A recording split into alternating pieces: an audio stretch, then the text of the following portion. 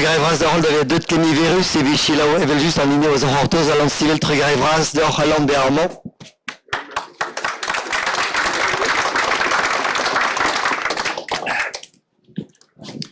Terugrijvras. Alors, nekeda beskenta emon mo jobar apen semblez akuskude hirio Mais très marin dans le dut, ne gueuleur, glissé avec dans le bras en dut. na pesroan, ya, Maléodine, cherchons place. Arvechement et apen dambi spécial, mon bon Je l'ai moi-même. Perraquet. Mais ons din, on eus grept de cause semblez déjà meurdavich, met kouskude bern traun evin ket iver open hag eus anavezet adrugare do leor a zo bambus. Vokeret ar penakos e brezhoneg penaben dam zonj d'an vras an dut ne kezur e wifen brezhoneg se de voken alret ma peusron engalek. Engalek, nous est. Alors, un très grand merci d'être là. C'est pas la première fois qu'on a l'occasion de discuter devant un micro.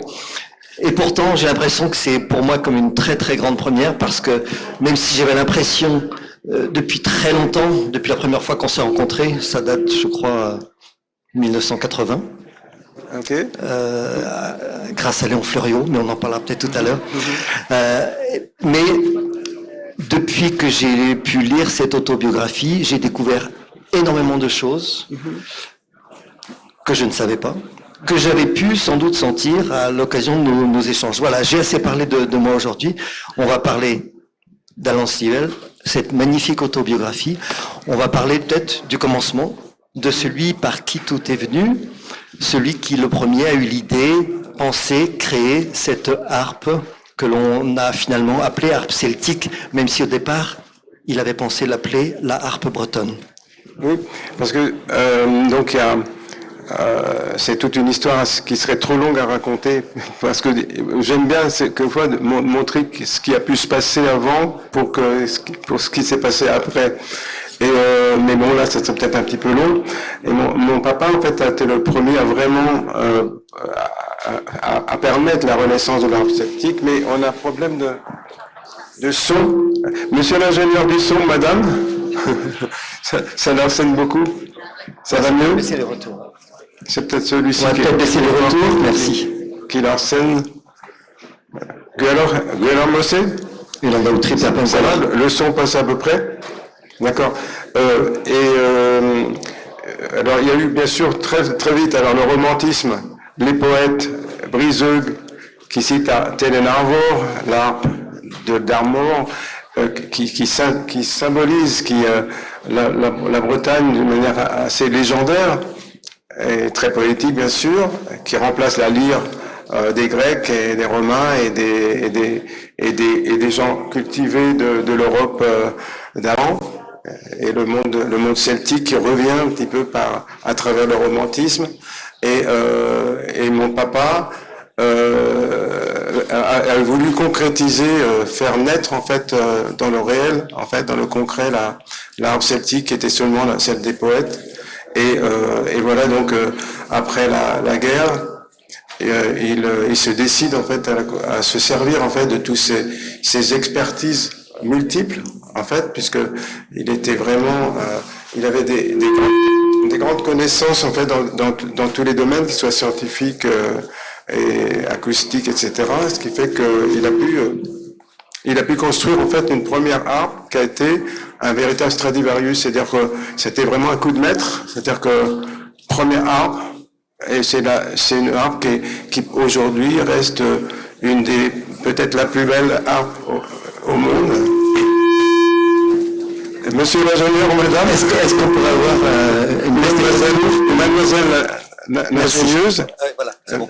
Allez. Nagelieuse? Non. Je ne sais pas. Alors, donc cette harpe, alors effectivement, Jean de Quéchévelou avait déjà construit d'autres instruments avant de construire une harpe, donc c'était pas son premier projet. Ou peut-être qu'il avait ce projet. Il y avait quand même comme un acte, l'inverse d'un acte manqué. Là, c'est un acte tout à fait réussi, qui est vraiment cet acte d'avoir que ce soit le chef-d'œuvre de sa vie, en presque un instant un peu long, mais quand même presque en un instant.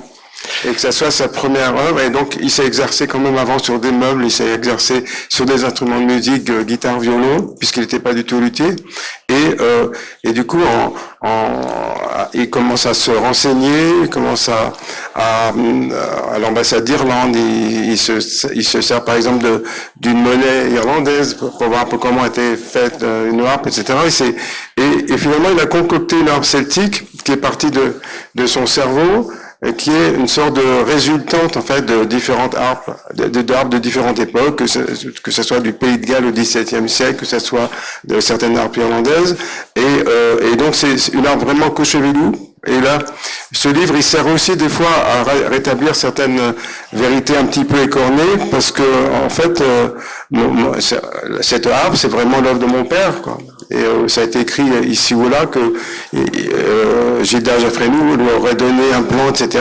Et par exemple, le courrier que j'ai de Gilda Jaffrenou de mon père, ça se passe un an après que mon père que je joue déjà sur la harpe de mon papa, quoi. Donc, et quand on voit les harpes de mon père, elles n'ont rien à voir avec d'autres harpes celtiques, en fait, qu'on a pu voir des harpes irlandaises, par exemple. Elles sont différentes parce qu'en fait, en tant que simplement breton, construisant une harpe, ça devient une harpe bretonne de toute façon, quoi.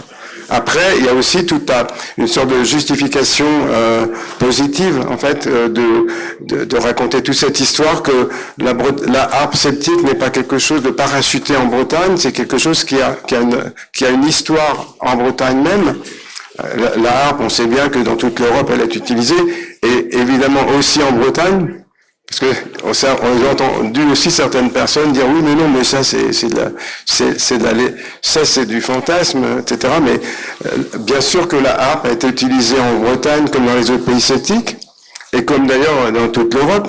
Et la seule chose, très très rapidement, là je parle pas trop de mon histoire, mais quand même ça me tient à cœur puisqu'on parle de l'harpe, c'est que en fait on oublie souvent que un micro-détail sur un instrument, ça n'a l'air de rien et ça change tout. C'est-à-dire que vous avez une bombarde bretonne. Au premier coup, vous avez sur 1 million de personnes, vous avez peut-être 1 ou 2 personnes qui ne reconnaissent pas une bombarde bretonne à la première note entendue sur une bombarde bretonne. Vous voyez une chaparella italienne, je sais pas, j'écorche un peu l'italien, c'est vu simplement à 2 mètres ou peut-être même à 1,50 m, on voit aucune différence avec une bombarde bretonne. Et en fait, ça change tout. Vous écoutez une chaparella italienne, vous savez que c'est pas breton. Et de la même manière, un breton, un irlandais va fabriquer une harpe, il va faire quelque chose, il va donner quelque chose de sa bretonitude à cette harpe ou à sa certitude. Et ça va être dans la façon de la construire, un tout petit détail qui va changer tout. Alors on va revenir sur la bretonitude et la celtitude, bien sûr, mais on va tout d'abord, je voudrais parler maintenant de la première rencontre d'Alan Stivell avec la harpe. Cet instrument, votre père au départ l'avait conçu pour être joué peut-être par une fille, ou votre mère disait ça c'est un instrument de fille, et finalement c'est Alan, à l'époque Alain Cochevelou, qui lui va être inconsciemment et formidablement attiré par cet instrument et qui ne va plus le lâcher. Oui, parce que du coup, l'après-guerre, donc c'est le premier revival, grâce au bagad, grâce à cette idée géniale d'importer la cornemuse écossaise ou l'adapter d'une certaine manière et l'adapter le pipe band pour former le bagad. Et c'était la grande révolution en fait, parce qu'on se rend même pas compte de l'influence sur l'ensemble du réveil breton de cette prononce, l'idée de bagad. Et dans ce mouvement-là d'après-guerre, donc la harpe celtique est entrée comme un des éléments finalement donc en 53, on est en plein premier revival.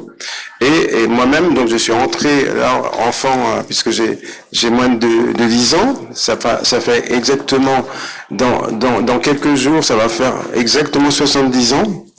Et où je touche les premières, pas où je touche parce que c'est que j'ai joué la première fois en public de cette harpe celtique. Et le fait est que voir un enfant de 10 ans jouer sur un instrument merveilleux qui était un instrument magique, simplement par son son et même en le voyant, de sculpter de A à Z. Et ça a été donc un emballement énorme qui fait que ça a tout de suite démarré, quoi. Ça a démarré sur tous les Bretons de Paris, c'était à Paris, et puis très très vite en Bretagne, ce qui fait que dans les années qui ont suivi, beaucoup de gens ont commencé à vouloir prendre des cours, à trouver un prof de harpe classique, comme c'était mon cas, puisqu'il n'y avait pas de prof de harpe celtique, et puis des luthiers qui commencent à vouloir en fabriquer, et donc la Renaissance est là. Et la harpe celtique, là, une véritable utopie réalisée, c'est qu'en moins de 10 ans, la harpe celtique était réinstallée en Bretagne. Mais moins de 10 ans avant, pour un compositeur comme Jeff Harpenven, c'était une utopie absolue. Et il ne pensait ça absolument impossible. Parce que imaginez un instrument semi-diatonique dans un monde où on était déjà en musique on avait passé la musique dodécaphonique, on était passé par des musiques contemporaines très complexes, harmoniquement, et revenir, dans l'impression de revenir presque au Moyen-Âge, c'était quelque chose de tout à fait utopique, et ça s'est réalisé, et en 60, c'était une chose faite. Alors il y a énormément de choses dans cette fantastique autobiographie que j'espère vous avez tous déjà acheté et que vous avez peut-être pour certains d'entre vous déjà commencé à lire. Il y a énormément de choses et on ne va pas pouvoir tout évoquer parce que malheureusement le temps nous est compté. J'avais envie de parler du fait que votre père donc était breton mais avait quitté la Bretagne et vous dites à un moment donné qu'il aurait pu à un moment donné, il aurait pu presque oublier sa bretonitude, et sa bretonitude lui est revenue d'autant plus forte que c'est vous, finalement, qui, en jouant de cette harpe, l'avez convaincu de la force de la culture bretonne. Là, ça serait non parce que c'était quand même antérieur, c'est-à-dire que au moment où cette harpe est devenue de plus en plus a pris racine dans son esprit, c'était en même temps la Bretagne, c'était le monde celtique qui se réenracinait dans l'esprit de mon papa, et donc petit à petit il est devenu il s'est presque radicalisé de celtitude lui-même, même si il s'est jamais aussi radicalisé que moi-même, quoi. En fait, parce que cette passion, un enfant qui tombe dans ce chaudron-là, en fait, ça devient quelque chose il y a comme un absolu, ça devient absolu. Et du coup, mais mon père ça se passe tout début des années 50. Alors il y a des expositions à Cavreilles à Paris, il y a de tableaux, il y a le Bagad, Blaymore, les scouts de Blaymore, etc. Et tout ça, donc c'est tout un mouvement qui fait que mes frères, les filles et gens vont à Blaymore avant moi. Et parce que je commence à jouer de l'harpe celtique, je suis pas un scout Blaymore, mes frères le sont déjà. Ouais. Voilà. Alors il y a tout ce chaudron celtique que vous racontez très bien, mais il y a la personnalité, votre personnalité, qui fait que vous êtes un enfant un peu différent, on va dire, qui a une conception, une vision du monde un petit peu différente, qui va prendre toutes ces influences bretonnes, celtiques, à Cavreilles, au sein de Blaymore, etc., qui va fréquenter tous ces gens-là, mais qui va tout de suite en développer une vision assez personnelle et qui va assez rapidement se dégager de certaines idées, on va dire les idées plus conservatrices, les idées qui datent d'un autre temps, pour aller très rapidement vers un rêve breton, un rêve celtique beaucoup plus important, projeté vers l'avenir.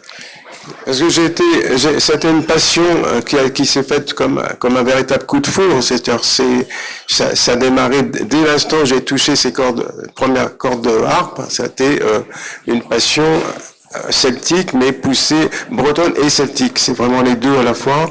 Et donc la Bretagne dans ce monde-là, et je voulais tout savoir sur la civilisation celtique, ancienne bien sûr, par la mythologie, par l'histoire, par l'art, par les langues, et donc par la littérature. Et voilà, donc très rapidement, je me plongeais dans la bibliothèque de mon papa. Donc des fois, quand on a 10 ans, des fois c'était un peu difficile quand même à lire. Surtout que certains bouquins, il faut reconnaître quand même certains bouquins des fois écrits au 19e siècle, d'historiens du 19e, des fois ça peut être un peu farfelu, quoi. Ça peut arriver. Mais justement, je me suis fait ma propre éducation, parce que où est-ce que j'allais apprendre tout ça? Donc avec ces bouquins, etc. Et puis donc je ne pensais qu'à ça en fait. Donc l'école, le primaire ça allait encore, mais après j'arrive donc très vite au secondaire et là les études secondaires deviennent secondaires. Parce que les études principales c'était les études celtiques. Alors du coup, moi je dois passer pour quelqu'un de malade de celtitude, parce que du coup ça devient presque un gag, quoi, parce que on m'associe certainement à ça, parce que moi-même je peux pas m'en dissocier. Mais bon, en tout cas, c'est rassurant de savoir qu'on peut effectivement passer une scolarité finalement pas très intéressante, mais développer en son soi intérieur quelque chose de très fort qui va nous mener très loin. Alors, on va pas donner tous les détails qui sont très très nombreux. Je voudrais quand même dire que j'étais assez surpris parce que dans notre monde où les médias sont assez puissants et les médias véhiculent beaucoup de haine, beaucoup de rancœur, beaucoup de choses assez négatives. Dans votre livre, je n'ai trouvé que ce que j'ai toujours trouvé à chaque fois qu'on s'est rencontrés, beaucoup de reconnaissance, beaucoup d'affection pour tous ceux que vous avez rencontrés. Vous les citez, peut-être pas tous, mais très nombreux, vous les citez, tous ceux qui vous ont accompagné, de Blaymore au cours de harpe, etc. Vous les citez tous et vous avez toujours un mot gentil pour chacun d'entre eux, chacun d'entre elles. On fait partie d'un monde et on ne vit que parce qu'on est dans ce monde avec tout ce qui nous entoure, tous les gens qu'on rencontre, et c'est ça qui nous font. Et donc c'est juste reconnaître comment on est soi-même. En fait, on est soi-même parce qu'on reçoit des autres. Et donc du coup, ça se retransmet aussi. C'est pas seulement par des personnes, c'est aussi des événements, c'est le monde, c'est ce qui se passe dans le monde. Et c'est pour ça que j'évoque quand même en même temps. On peut rien séparer, et on peut pas séparer ma vie de ce qui se passe sur le reste de la planète. Donc j'évoque évidemment à chaque fois des fois des choses ça peut être le premier pas sur la Lune, ça peut être tel drame du début du XXe siècle, ça peut, etc. Parce que tout ça, ça fait partie aussi de la construction personnelle, des réflexions qui s'affinent au cours des années. Et d'une certaine manière, il y a toujours un bourdon de cornemuse au centre dans ma vie, parce que finalement il y a quelque chose que je suis toujours fidèle à ce que j'ai pensé, ressenti dès l'âge de 10 ans. Je n'ai fait que développer, et d'ailleurs dans certains domaines j'attends toujours des contradicteurs en fait sur certains domaines. Et on va pas allonger encore l'histoire de Celtic, point d'interrogation, point d'exclamation. Allons-y. On va pas passer toute la matinée forcément là-dessus. Non. Mais moi, justement, ce que j'ai appris, pas seulement en autodidacte, parce que j'ai quand même eu un certificat de Celtic, donc j'ai quand même j'ai connu Florian, etc., Bachelerie, il y a des études qui ont été reconnues, mais il y a eu aussi beaucoup d'études sur quand même 70 ans. J'ai eu le temps d'accumuler un petit bagage. Et du coup, une approche en fait qui peut être un tout petit peu sur le côté en fait d'une vision qui est purement académique, souvent qui n'a pas que des torts en fait, parce que chacun justement peut faire avancer la connaissance de façon différente et complémentaire. C'est-à-dire que vous êtes universitaire, vous êtes scientifique. Vous allez travailler d'une certaine manière, vous êtes scientifique, donc vous allez chercher les preuves absolues de chaque chose que vous avancez, etc. Et vous ne dites rien sur ce que vous n'avez pas prouvé.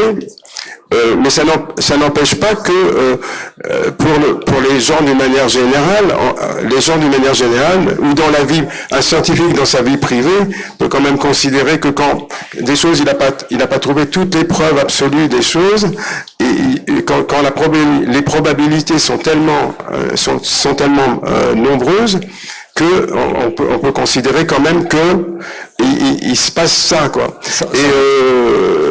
Et donc c'est un petit peu, quand on n'est justement pas universitaire ou scientifique, on peut avoir une approche effectivement qui peut être un tout petit peu sur le côté, où il y a une part d'intuition, il y a une part d'extrapolation, et qui fait, et en fait, ce qui est toujours intéressant, et ça a été mon cas, c'est que moi, mon chauvinisme d'enfant, en fin de compte, se retrouve renforcé des décennies après par certains, comme quelqu'un comme Barry Cunliffe, qui va finalement abonder dans mon chauvinisme d'enfant pour considérer que en fait que le monde celtique viendrait plutôt d'ici et pour repartir vers l'Europe de l'Est, du centre, et pour revenir ensuite et pour être finalement pour se développer d'une manière tout à fait parallèle des deux côtés.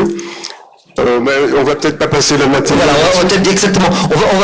Merci beaucoup. On devait évoquer de toute façon cette exposition celtique puisqu'elle est à la fois à l'entrée et à la sortie du livre, parce qu'effectivement c'est un moment important où des gens ont essayé de dénier un petit peu le caractère celtique de la Bretagne. Mais revenons un petit peu à la musique. Il y a des moments très très importants. Alors bien sûr il y a le premier concert, il y a Reflet, il y a à l'Olympia.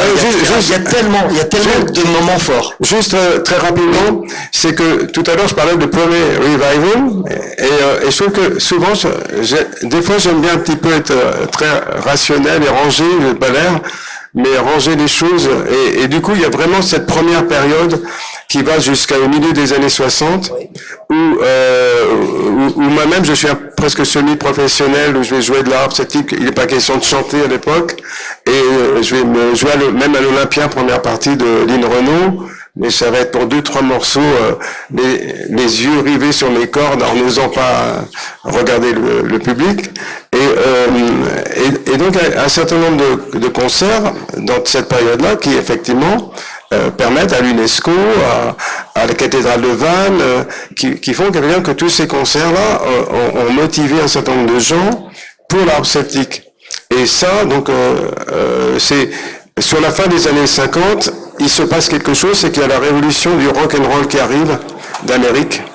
Et moi, ça m'enthousiasme.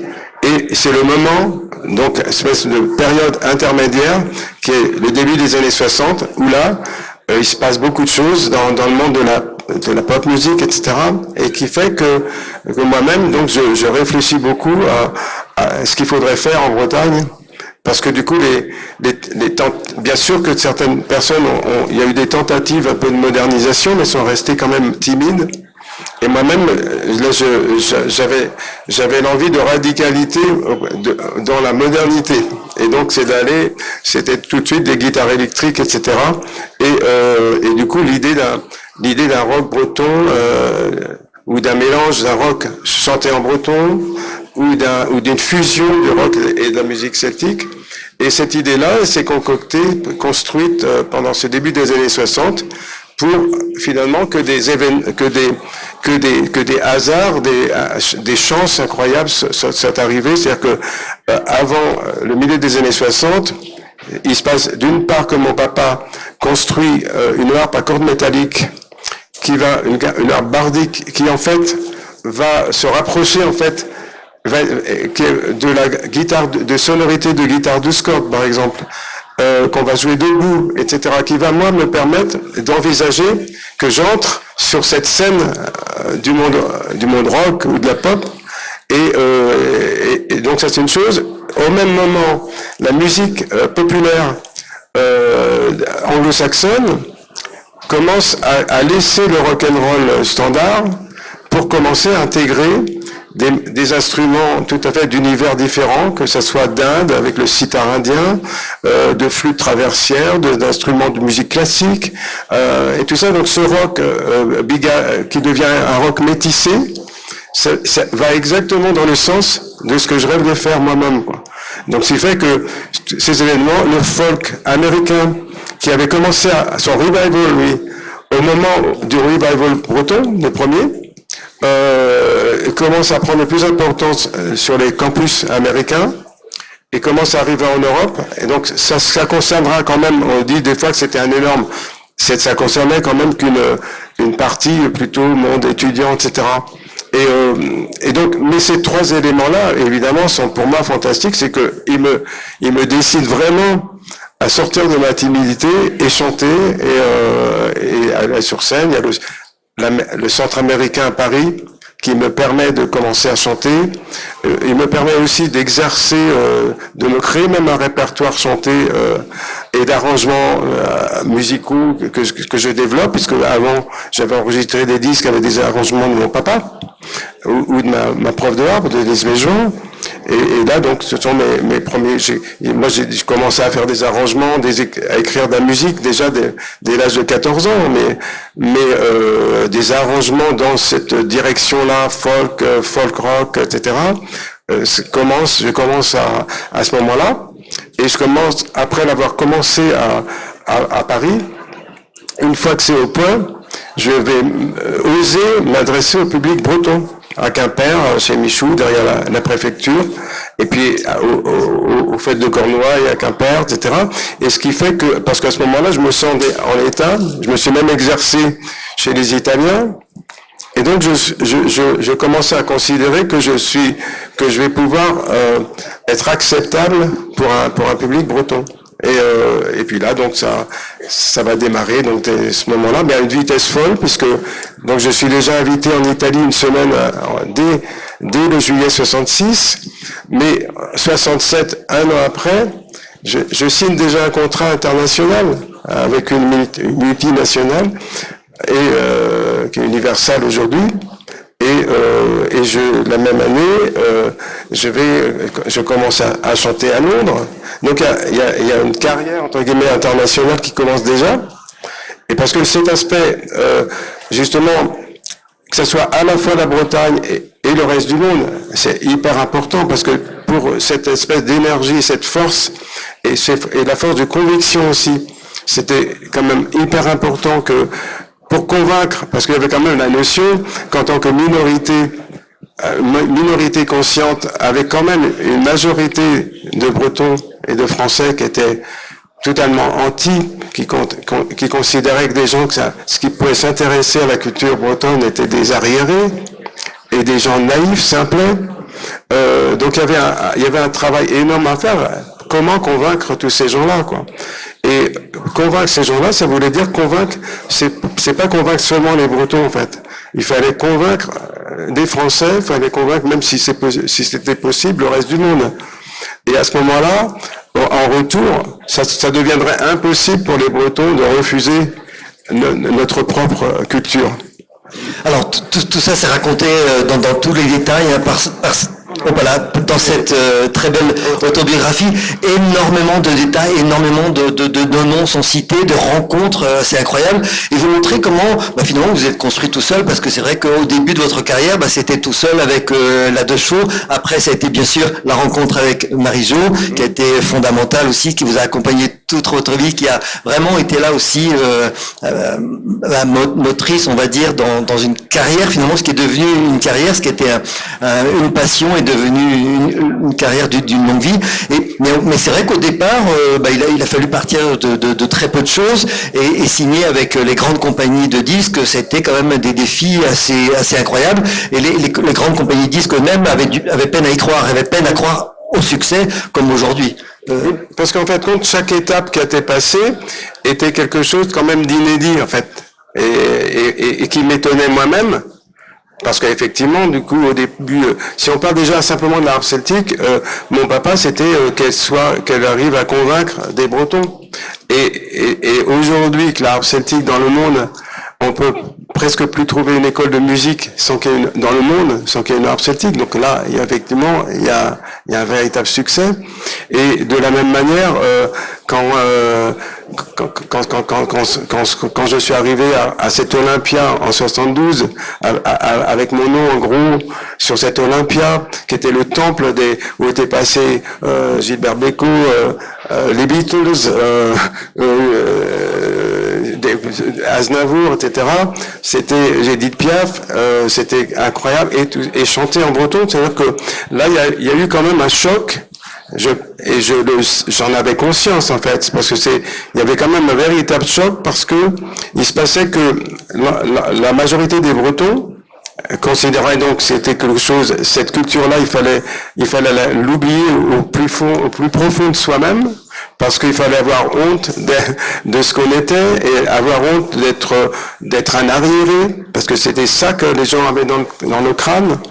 Et d'un seul coup, ce truc d'arriéré se trouvait en vedette, à chanter en breton, etc., et sur des thèmes, avec beaucoup d'ailleurs de thèmes traditionnels, et que ces thèmes étaient mis en exergue dans le temple de la musique, de la chanson d'actualité.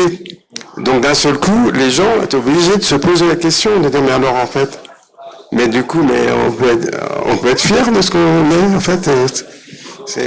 C'est paradoxal à une époque où effectivement certaines personnes pouvaient encore cracher en voyant un drapeau breton, ou certains gendarmes pouvaient vous arrêter parce que vous aviez un autocollant baiser d'âge sur la voiture. On a oublié ça, mais ça existait quand même. Oui. C'est des moments où être breton n'était pas toujours facile et les a priori ont été nombreux, il a fallu les percer. Après évidemment là il y aurait presque une petite vengeance, c'est que quand même quand les lycéens de Saint-Étienne vont plébisciter Bréson-Lagroc comme numéro 1 de leur chanson préférée, donc chanson Bréson-Lagroc, qui veut dire la langue bretonne avant tout, et que les lycéens de Saint-Étienne plébiscitent cette chanson, là, il y a quand même, c'est vrai que là, il y a une victoire, quoi. Et du coup, on peut quand même être content de ça. Moi, c'est ma joie, quoi. Et j'en fais pas de fierté, parce que je sais pas ce que c'est que ça, quoi. C'est la joie, simplement, quoi. Alors, reparlons quand même des points forts musicaux, des disques qui ont marqué les uns les autres. Alors, j'ai amené que quelques-uns de ma discothèque personnelle. Il y aurait bien sûr Reflet, la renaissance de l'harpe celtique, mais peut-être qu'on va aller assez rapidement sur la symphonie celtique, même si je suis désolé, on doit oublier tous les autres, Tréma en Ennis, Elangonnet, Chemin de terre, enfin, ils sont si nombreux. Autant de chants qui, personnellement, m'ont accompagné toute ma vie. Tous ces chants que je connais par cœur, que sûrement pour une grande majorité d'entre vous c'est la même chose, sont des chants que l'on a tous chantés, appris à force de les avoir écoutés. Mais arrivons jusqu'à la symphonie celtique, puisqu'elle revient dans l'actualité. Parlons de la première symphonie celtique, si vous voulez bien. Alors du coup, j'évoquais rapidement tout à l'heure que j'avais donc joué du piano avant l'harpe, j'avais prof de harpe classique en fait, et donc j'avais une certaine formation classique, et donc en 58, justement en entendant, je citais Jeff Arpenven tout à l'heure, en entendant sa cantate, la cantate au bout du monde, Cantaten Penarbed de Jeff Arpenven, là je dis mais je veux faire ça aussi, donc j'avais démarré une cantate. Et donc c'était un peu les prémices de mon idée de symphonie celtique qui s'est concoctée, qui s'est enrichie en fait sur des années, puisque j'avais d'autres projets entre temps, quoi. C'était déjà d'asséner un petit peu mon rock celtique sur les scènes, mais parallèlement à ça, j'avais toujours en tête, et ça commençait à se construire, et quelques notes par-ci par-là pour arriver en fait à avoir enfin le temps d'y travailler davantage, et ça s'est fait en 78, 79, où là j'ai pu écrire les derniers, vraiment aboutir à ça, en collaborant quand même avec 2 orchestrateurs, puisque là j'ai pas pu avoir le temps de faire cette orchestration moi tout seul, enfin.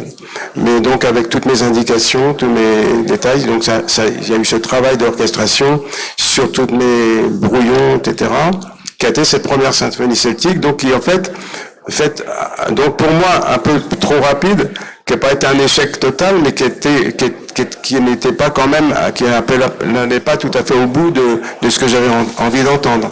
Mais parce que c'était vrai que c'était il y avait un énorme cahier des charges là-dedans, parce que c'était plus simplement c'est faire une symphonie classique d'influence celtique, c'était de faire une musique de fusion où finalement tous les genres, la plupart des genres musicaux, presque toutes les cultures allaient se retrouver autour d'un soleil celtique qui serait au centre. la Bretagne, le monde celtique et le reste du monde tout autour, et le reste du monde de tous les continents et toutes les époques. Donc c'est un truc il faut avoir un ego incroyable pour pouvoir le faire un projet comme ça. Mais en fait, l'ego, c'est qu'en fait, il y a un peu de la méthode Coué. C'est-à-dire que si tu fais une musique qui rassemble les peuples, les cultures, dans laquelle tu montres que tu tiens à ta culture, mais tu montres qu'au même moment, il n'y a pas non plus de véritable frontière, qu'il n'y a aucune frontière dans le monde, parce que on glisse facilement, en fin de compte, de la musique celtique, de la musique bretonne, vers des musiques de maghrébines, vers la musique du Vietnam, vers donc du monde entier, et au même moment, on montre de cette façon-là qu'il y a vraiment une humanité qui a énormément de choses à se dire. Et que tout le monde la musique va dire qu'on est tous frères et sœurs, hein. Et on est tous frères et sœurs, et on reste des individus, et on reste des peuples différents. Et voilà, donc cette musique-là qui exprime ça, c'est censé faire passer ce message-là. Alors, c'est un projet incroyable qui pourrait peut-être illustrer le proverbe qui dit ils savaient pas que c'était impossible, donc ils se sont mis à le faire, et voilà, ça a été cette réussite-là. C'est véritablement une fusion des cultures du monde. C'était bien longtemps avant que le terme de world music ne soit prononcé. Ce terme est venu bien longtemps après, et là c'était vraiment une rencontre qui a surpris énormément de gens. Mm-hmm. Mais dès le premier album, je fais une préface, en fin de compte, qui parle sans employer le terme. Je parle de musique, de world music, en gros. Oui. C'est ce concept-là, finalement, il est déjà chez moi dès l'enfance, en fait. Et la symphonie celtique est une sorte presque d'exagération, enfin où j'essaie d'aller plus loin encore dans cette direction-là. Et alors, on va peut-être passer à autre chose. Alors oui, bon, on pourrait dire que on peut conclure là-dessus en disant que la symphonie celtique revient sur le devant de la scène actuellement. Alors ce qui se passe, c'est que maintenant, pendant déjà la pandémie, j'ai trouvé du temps en fait notamment pour réécrire une nouvelle orchestration, et cette fois-ci moi tout seul vraiment, alors qu'ils correspondent à 100% à ce que j'ai envie d'entendre. Et donc c'était un travail, cette pandémie m'a permis d'avancer beaucoup là-dessus, et ce qui fait que en 2022 à Rennes aux Libertés et à Pleyel à Paris, j'ai pu, c'était une joie énorme que l'Orchestre national de Bretagne accepte de m'accompagner, enfin dans ce projet-là, et de pouvoir jouer ces orchestrations avec eux. Et donc parce que du coup le projet, ça a été quand même que quelques extraits qui étaient environ un quart ou un tiers de la symphonie celtique numéro 2, et puis aussi tous les autres titres du Brogos à Trémartolo en passant par Poplin et même Sonarchiste en version orchestrale symphonique. Et du coup que j'ai écrit, c'est-à-dire que ce qui est intéressant, c'est que justement, là on va peut-être penser à de l'ego, mais c'est pareil, ça m'intéresse pas moi d'entendre des personnes qui vont faire des choses peut-être géniales, mais en suivant ce qu'ils ont appris à l'école quand même, d'une certaine manière. C'est qu'ils vont avoir des profs de musique, ils vont avoir un cursus du conservatoire, etc. En fin de compte, ils vont faire des choses ils vont écrire des choses qui sont peut-être géniales, sauf que il y a quand même un certain formatage. C'est-à-dire que les choses vont quand même ressembler un petit peu à ce qu'on leur a enseigné. Et du coup, la musique qu'on entend dans ces cas-là, pour moi, elle est trop purement classique occidentale, et même occidentale de manière restrictive, parce que parfois on oublie que l'Occident, c'est pas que l'Autriche, le nord de l'Italie, une partie de la France, parce que qui est le noyau central, en fin de compte, de la musique classique, mais que la Bretagne, c'est occidental aussi. Et l'Écosse, les îles Hébrides, c'est occidental aussi. Et là, on est dans un monde tout à fait différent, et qui est justement à cheval entre l'Occident et le monde extra-occidental. Et du coup, ça s'apprend pas au conservatoire, quoi. Et du coup, moi, ma musique à moi, si tu veux, même en symphonique, elle a aussi toutes ses influences, bien sûr, celtiques, elle a les influences d'autres cultures, et y compris du rock, voire du jazz rock et tout ça. Et du coup, ça va dans des directions différentes que j'ai pu commencer à mettre en application. Et donc à la fin du mois de janvier prochain, avec un peu de retard, le live double album va sortir de ce concert-là à Rennes, donc concert symphonique, avec pas seulement symphonique, parce qu'il y a Bréven Favreau au Pébiline, il y a Loïc Denis à la cornemuse, il y a des chœurs, etc. Et tout ça en attendant l'intégrale que j'espère de la symphonie celtique numéro 2 pour 2025. D'accord. Alors, je crois qu'on sait tous ici, parce que on est très nombreux à vous écouter parler, on espère qu'on aura le temps d'aller jusqu'au bout, mais chacun de vos disques a été à chaque fois une surprise, à chaque fois un étonnement, à chaque fois un ravissement, et à chaque fois, effectivement, une couleur, un style, une inspiration différente. Vous êtes allé chercher dans tous les styles musicaux qui vous a intéressé, qui vous passionnaient, en prenant une certaine chose et en lui redonnant un aspect celtique, comme certains l'ont fait en Irlande ou en Écosse ou ailleurs d'ailleurs, prendre une musique différente, une musique différente, et la rendre irlandaise, écossaise ou ici bretonne, totalement bretonne. Oui, il y a une sorte de dialectique en fait, c'est que prendre à s'affirmer avec nos différences, en digérant en fait compte l'influence de tout le monde, du reste du monde. Et pourquoi aussi cette idée d'être influencé par le reste du monde? C'est parce que finalement, en étant influencé par ce qu'il y a tout autour, il y a quelque chose qui reste au centre. Quand vous faites un mariage à deux en général, hein, vous faites un mariage à deux vous faites du jazz rock, vous faites un mariage jazz et rock. Vous faites du rock symphonique, c'est un mariage rock symphonique. Vous faites etc. Vous faites et si vous avez une musique du monde et qui est à la fois du monde et bretonne, vous avez quelque chose où la Bretagne est vraiment au centre. Dans les autres cas, vous avez une musique intermédiaire, une musique créole en fait, qui est intermédiaire entre tel langage et tel autre. Alors comme je disais, il y a énormément de choses que je vous laisse découvrir dans celui qui sont fondamentales.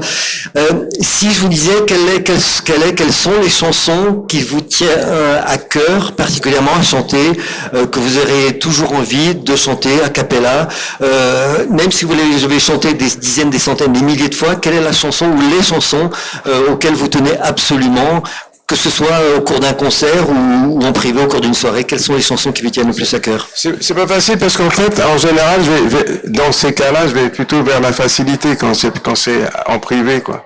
Et du coup, j'ai tellement de choses en tête en fait que souvent je peux avoir même un peu de mal à des fois à retrouver les paroles, etc. quoi. C'est pour ça que des fois je vais revenir au plus simple. Alors le plus simple, parfois on oublie que ça peut être aussi le plus compliqué, parce que dans le très très simple, on peut y mettre aussi, on peut avoir toutes ses capacités qui sont à mettre le maximum de subtilité dans l'interprétation, parce qu'on va pas avoir à se poser des questions. Mais c'était quoi en fait c'était quoi le deuxième vers, c'était quoi le deuxième couplet, etc. Quand quelque chose que tu connais très très très bien, tu peux entrer dans des micro détails et qui ont pour moi plus d'importance en fait. Et des fois, des gens ont peut-être pu se poser la question, mais pourquoi ils ne chantent pas les 30 ou les 50 couplets de Tremartolo, etc. C'est n'importe quoi. Ça veut rien dire parce que il va chanter 3 couplets, des choses comme ça. Moi, ce qui m'intéresse, c'est quand même, d'abord, c'est presque le symbole. C'est le symbole de chanter quelque chose sous une certaine forme. et puis de manière qui devient un peu surréaliste parce que quelques petites bribes de paroles d'une chanson qui pourrait ne rien vouloir dire, mais qui suffit à faire cheminer l'esprit. On pourrait pas parler d'énormément de chansons, de Trimartelo, effectivement, à Geneviève Farus-Stéphane, Marie-Gare Polenton, bien sûr, et tant d'autres, mais je pense que tout le monde connaît ces chansons-là. Alors, comment envisager la continuité par rapport à la harpe celtique? Alors, on a parlé des premières harpes, mais très vite, vous avez travaillé différents types de harpe avec la harpe électrique, électronique, etc. Il y a eu toute une évolution sur l'instrument lui-même. On va dire que l'élève a dépassé le maître. Parce que ce qui est simple, c'est que mon papa a fait une harpe qui n'était pas une reconstitution historique, mais quand même qui était tournée une sorte de reconstitution à sa façon. Et pour ma part, j'étais passionné de science-fiction. Donc en réalité, je commençais à dessiner des harpes du futur, en fait, des harpes qu'on pourrait jouer dans une soucoupe volante. Et donc, du coup, j'ai commencé par être un jaloux. Et finalement, être jaloux est un sentiment positif, en fait, souvent. Par exemple, quand les Bretons sont jaloux des Écossais, par exemple, ou des Irlandais, c'est un bon sentiment d'être jaloux. Et là, j'étais jaloux des guitaristes électriques. Je dis, mais pourquoi nous, harpistes, on n'a pas le droit aussi de jouer sur des harpes électriques? Donc j'ai commencé à dessiner des harpes électriques, mais j'ai jamais été luthier, donc j'ai jamais été très habile de mes doigts, juste pour la musique, mais pour construire, pour fabriquer, et du coup il faut toujours trouver des gens qui veulent bien faire un travail. Et souvent, il y a une sorte de, quand même, je salue quand même les gens qui ont fait ce parcours parce que parfois ça a été un travail quand même qui était très exagéré parce que ça correspondait à un travail presque d'une voiture de Formule 1 pour une harpe qui serait unique, puisque j'ai toujours travaillé sur des prototypes uniques. Et du coup, les personnes comme Léo Goisse, par exemple, qui ont construit plusieurs de mes harpes, sont des gens, même Kama qui a eu un projet sur une harpe aussi, et chaque fois, ça c'était des énormes cadeaux parce que ils n'ont jamais, ou ça a carrément été gratuit, ou bien ils m'ont fait payer un prix qui était dérisoire par rapport au temps passé. Donc c'est vrai que je dois vraiment les saluer. Et parce que justement, ils ont pu accompagner mes rêves un peu fous qui étaient... je me retrouve avec une vingtaine de prototypes de harpe unique et qui sont... Parce qu'il y a aussi l'idée que la musique évolue, mais elle évolue aussi par des instruments. Donc l'idée de nouveaux instruments. Et donc il y a toujours une attirance vers l'inconnu qui est très très important. Donc aller vers de nouvelles harpes, c'est aussi aller vers l'inconnu et c'est d'entendre vers l'inédit. Donc dans des choses que personne n'a encore entendues. Donc ça c'est quelque chose qui m'attire évidemment beaucoup. Alors on pourrait parler aussi du fait que vous avez accompagner l'art par le chant, et vous dites que ça a été un moment important d'oser chanter. Et quand vous avez osé chanter, vous avez chanté en français, en anglais, en breton bien évidemment, mais aussi en écossais, en gallois, en gaélique. Oui, et même d'ailleurs en algonquin, en tibétain, en sanskrit. Ouais, et d'ailleurs, juste un petit... parce que j'ai voulu améliorer ma symphonie celtique musicalement, mais j'ai voulu aussi améliorer les textes. Et pour ça, les adaptations, en fait, il y a eu des adaptations qui avaient été faites en kabyle par Djoura. Il y avait une adaptation en algonquin par Bernard Assi-Niwi. Il y avait donc en différentes langues. Et du coup, j'ai posé la question, par exemple, à Idir, mais ça vaut quoi le texte en kabyle? Et là, franchement, il a dit non, là, quand même, on avait fait ça un petit peu sur un coin de table. C'était si bien que bon, moi, je salue Djoura, mais bon, là, le fait est que c'était pour y dire, en tout cas, c'était pas fantastique. C'est bien que j'ai beaucoup cherché, j'ai trouvé un Brahim Tayeb en Algérie qui a concocté un nouveau texte, un nouveau poème en fait pour cette partie en kabyle.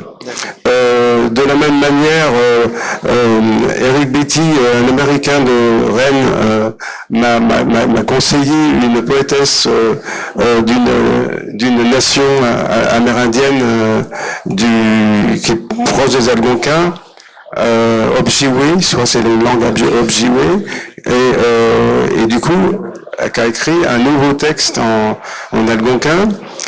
Et donc pourquoi je disais ça? Oui, c'est pour dire que j'aime bien. Et d'ailleurs, Iman Kirsten qui est là dans la salle, un jour, j'ai voulu sur un disque légende, Motion, du coup, chanter dans le gaélique des textes qu'on a pu trouver de mythologie gaélique, et donc c'est que lui me conseille pour le prononcer comme on peut penser que c'était prononcé à l'époque. Et donc c'est vrai qu'il y a toute une, je me mets beaucoup de cahiers des charges sur la tête, surtout quand on fait ça en live sur scène, c'est pas si évident que ça. Mais ça fait partie vraiment de mes centres d'intérêt importants, quoi. La musique, la langue, c'est le breton ensemble, bien sûr. Alors, ça va être difficile de conclure, alors, mais on pourrait dire que cette autobiographie, c'est l'itinéraire d'un enfant timide qui est devenu une star mondiale. On peut dire ça ou pas? Alors là, moi, je sais pas parce que c'est parce que ah oui, est-ce que vous vous sentez une star? Question un peu piège. Moi, je sens juste la joie de communiquer ma passion, point à la ligne. Une passion qui est venue d'énormément de rencontres. Toutes ces rencontres sont racontées là, ces différentes influences. On a parlé de Donatien Laurent, de Léon Fleuriot, bien sûr, Gwendolen Lemen, toutes ces personnes qualifiées dans tout un tas de domaines celtiques. Alors, on n'a pas parlé de toutes les rencontres musicales qui ont été extrêmement nombreuses. Certains que vous citez comme un jeune serveur d'un hôtel de Fouesnant qui vous a écouté, vous étiez jeune, jouer de la harpe, et qui raconte que ça a modifié, transformé, bouleversé sa vie. Il s'appelait Daniel Lebras à l'époque, c'est devenu bien sûr Dan Labraz. Il n'arrête pas depuis toujours de dire ce qu'il vous doit aujourd'hui, et effectivement vous dites aussi ce que vous lui devez. C'est cette rencontre qui a été fantastique. Et oui, parce que Dan Arbraz est quand même, son nom l'indique, quoi. C'est Dan Arbraz, quoi. Et donc il a apporté énormément, et le son déjà, le son de ses guitares, quoi, qui est vraiment très très personnel. Et très rapidement, alors un petit clin d'œil encore à la celtitude. Vous savez que la guitare électrique peut sonner d'une manière celtique. Vous avez notamment Dan Arbraz, vous avez aussi dans le groupe U2, vous avez ça y est, The Edge. Oui. Vous avez le guitariste Charlie Burchill de Simple Minds, et vous vous rendez compte qu'en fait que la guitare électrique, quand on est celte, quand on est des pays celtiques, en fait, et bien finalement vous allez celtiser la guitare électrique dans vos choix de son. Si vous vous trouvez quelque part du côté de Nice, ou de Perpignan, ou de Rome, votre guitare électrique, vous n'allez pas la faire sonner de la même manière, quoi. Et donc il y a une coloration qui va être donnée même à la guitare électrique. Dan, il n'a pas fait en disant je vais jouer de la guitare de manière celtique. Il l'a fait parce qu'il est breton et il est quimper, tout ça, et du coup il allait tout naturellement. Et il avait cette sensibilité-là sans le savoir, en fait. Et du coup, quand il a entendu cette harpe bardique dans ce restaurant, il a été, évidemment, mais ça c'est grâce à mon papa.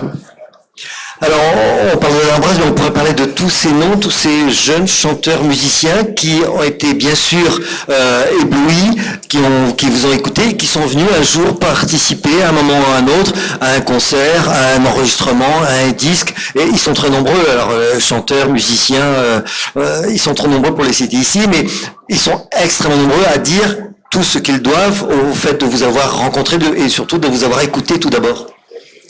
C'était l'envie de partage. Parce qu'il y a quand même une notion, c'est que quand on aime quelque chose, on n'a évidemment pas envie que ça meure. on a envie que nos arrière-petits-enfants en profitent. Parce que déjà, quelquefois, on a un peu le sentiment que ça arrive, je veux pas critiquer quand même, mais des fois, on a l'impression que certaines personnes vont consommer de la musique bretonne, de la danse bretonne, mais vont presque la consumer, parce qu'en réalité, en s'en foutant totalement de la suite. Donc, il faut vivre cette musique, cette culture, etc. Mais on est un petit peu obligé de se poser la question, mais est-ce que je vais la vivre égoïstement en me disant, mais de toute façon, ça sera terminé, mes arrière-petits-enfants, ça sera fini pour eux. Et ce truc que j'adore moi, j'ai l'égoïsme de me le garder pour moi et de le consommer avant même que mes petits-enfants puissent en profiter. C'est pas inimaginable, quoi. Donc il y a forcément une part de militantisme, une part de comment faire partager tout ça. Donc moi, ça avait été mon truc, c'était donc il y a eu un travail de militant, en fait, qui est comment faire partager tout ça. Alors la Bretagne a su effectivement partager sa musique, la danse, beaucoup moins la langue bretonne, et pourtant la langue bretonne c'est quelque chose qui vous a toujours tenu à cœur, mais on se rend compte que le partage de la langue bretonne est plus difficile. Alors, bon, la chance d'être musicien, c'est que quand on est... je serai ingénieur, j'essaierai de faire passer mes talents d'ingénieur pour peut-être faire quelque chose pour l'économie bretonne, etc. Quand on est musicien, on va dire, ça va passer par la musique. Et là, quand même, la chance, c'est que quand on est poète, on écrit des poèmes, mais ça va être des fois plus difficile de les faire partager à des millions de personnes et rapidement. Et quand c'est la musique, c'est quelque chose qui se partage, où on n'a pas besoin forcément de réfléchir, et c'est même pas mal. Des fois, c'est pas mal même de pas réfléchir. C'est bien de laisser passer les feelings directement de cœur à cœur. Et par contre, réfléchir après, c'est pas forcément plus mal. Mais disons que la musique est quand même un moyen d'échange qui est quand même très très évident. Et on a juste ce qui est moins évident, c'est de le faire vraiment bien, quoi, parce que donc il y a un travail, il faut le faire que ça soit à la hauteur de ce qu'on veut passer aux gens, donc que ça soit le mieux possible. Mais à partir du moment où on peut passer cette musique, on peut passer, comme c'était mon cas, sur des prime time télé, et on se retrouve avec des millions de gens qui vont écouter cette musique. Alors si la musique ce jour-là est assez bonne, ça va avoir évidemment quand même une influence. La langue, là il y a un effort. C'est pas. S'il y avait l'immersion, si tout le monde parlait breton autour, il n'y aurait aucun effort effectivement. Mais comme très peu le font, ça veut dire qu'en fait, là, tu as une véritable démarche qui est un véritable effort. Et pour la langue bretonne, souvent, j'ai tendance à dire aux gens, ne mettez pas forcément la barre trop haut. Mettez-vous dans la tête que vous pouvez très bien, si vraiment vous n'êtes pas un ennemi de la Bretagne, vous pouvez quand même vous dire, je vais quand même, dimanche prochain, je vais apprendre 4-5 mots bretons. Parce que j'en connais déjà 30. Tout le monde connaît déjà 20 mots bretons. Il suffit de dire menhir, dolmen, c'est presque dolmen. Vous avez Morbihan, vous avez Kenavo, Yalmat, c'est pas difficile à apprendre. Et en réalité, vous en avez déjà 20. Et donc, vous pouvez quand même facilement arriver à 50 mots, quoi. Il faut pas forcément vous mettre la barre plus haut que ça. Parce qu'après les 50 mots, vous avez déjà cette petite base qui va vous mettre en confiance pour attraper 100 mots. Et dans une année, on peut peut-être arriver à apprendre 100 mots en breton, puisque vous en avez déjà 20. Et après 100 mots, vous n'avez plus qu'à trouver des bretonnants qui vont parler autour de vous. Vous entrez déjà et vous n'avez même plus d'efforts à faire. Je vais vous avouer quelque chose. J'ai commencé par apprendre toutes les chansons chantées par Lancivel. Et effectivement, très rapidement, j'avais 13 ans, 14 ans, et très vite je me suis rendu compte que je commençais à comprendre les bretonnants qui tournaient autour de moi.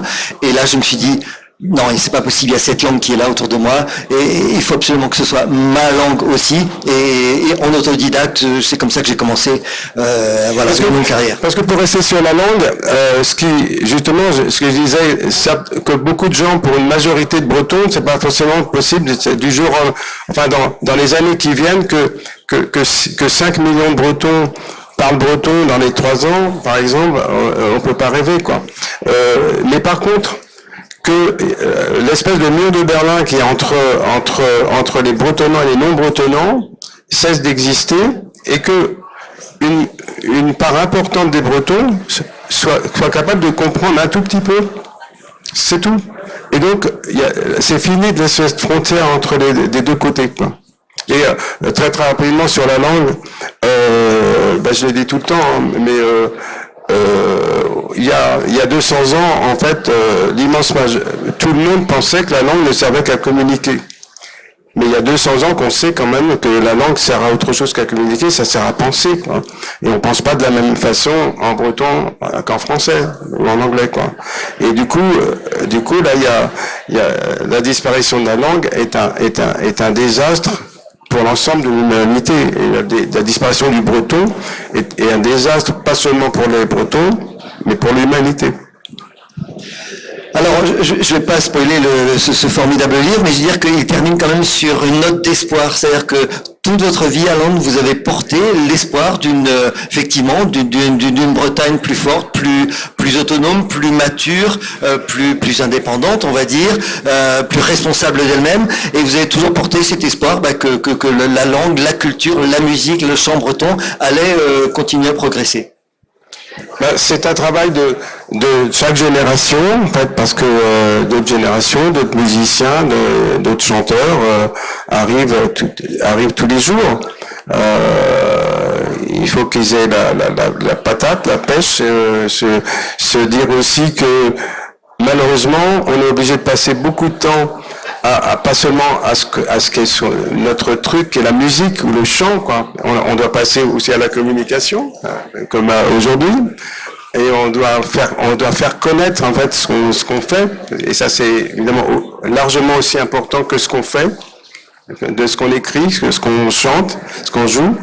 Et donc, cet aspect-là, il y a quand même un petit sacrifice, parce que c'est chronophage de communiquer, de se battre pour exister, pour se faire connaître.